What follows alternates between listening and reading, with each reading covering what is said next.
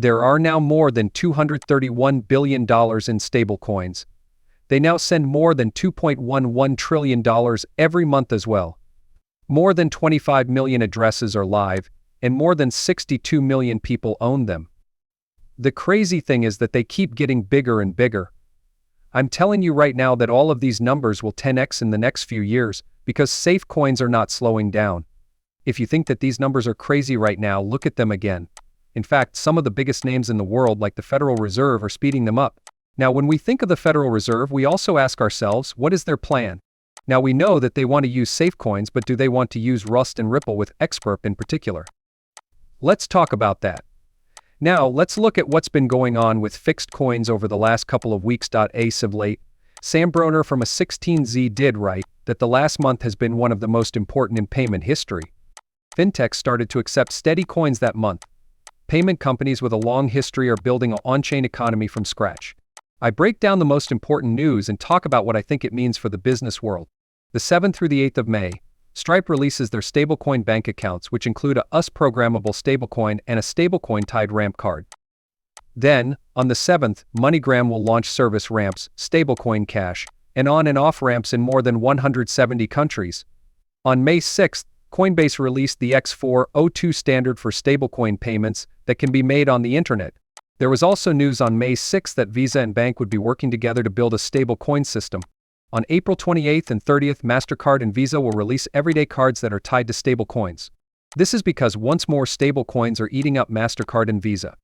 April 23rd, PayPal will give a 3.7% return on pious funds held in PayPal and Venmo. Circle launches the Circle Payments Network with big banks around the world on April 21st.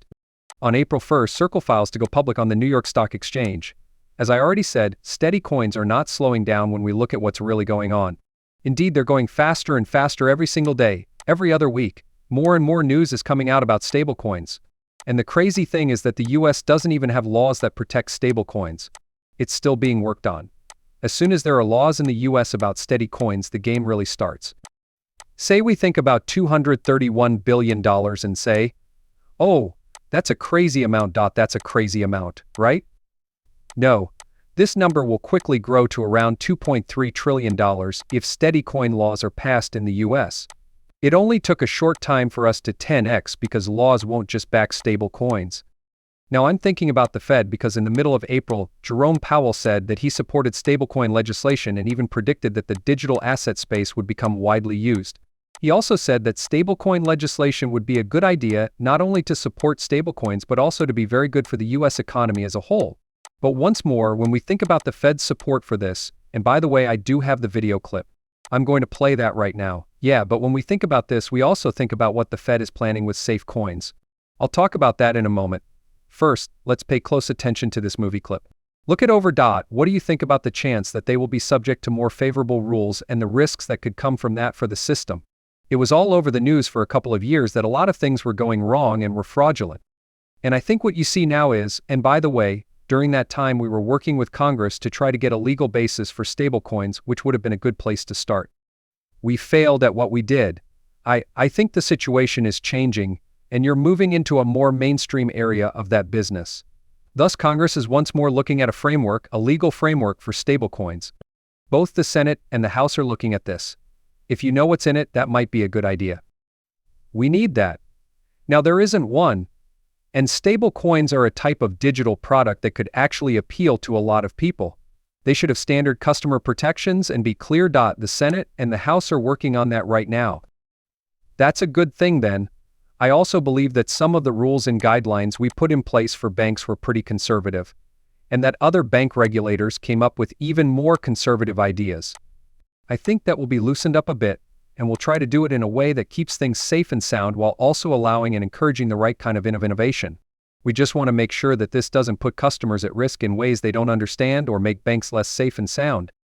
This is crazy because the person he's talking to is an expert on the advisory board for Ripple USD. That person is Raghuram Rajan, who is right here. He used to be the governor of the Reserve Bank of India and was an economist at the IMF.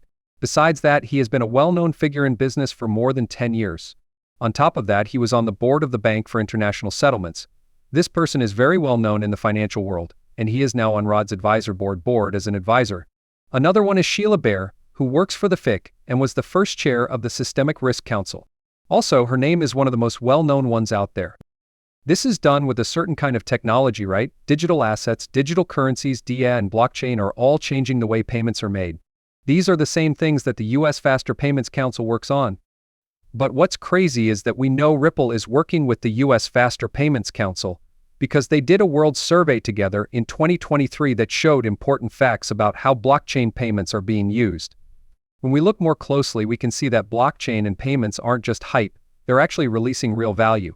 According to our poll, 77% of leaders think that blockchain is good for customers. Plus, perks like openness and lower costs are growing. Blockchain transfers can be used in many ways, but not everyone is interested in them. Business leaders are looking into a variety of options, such as local B2 billion apps and transactions that take place across borders. In our poll, you can find out which use cases are becoming more popular. In our poll, you can find out which use cases are becoming more popular. Even though people are excited about Bitcoin payments, there are still some worries.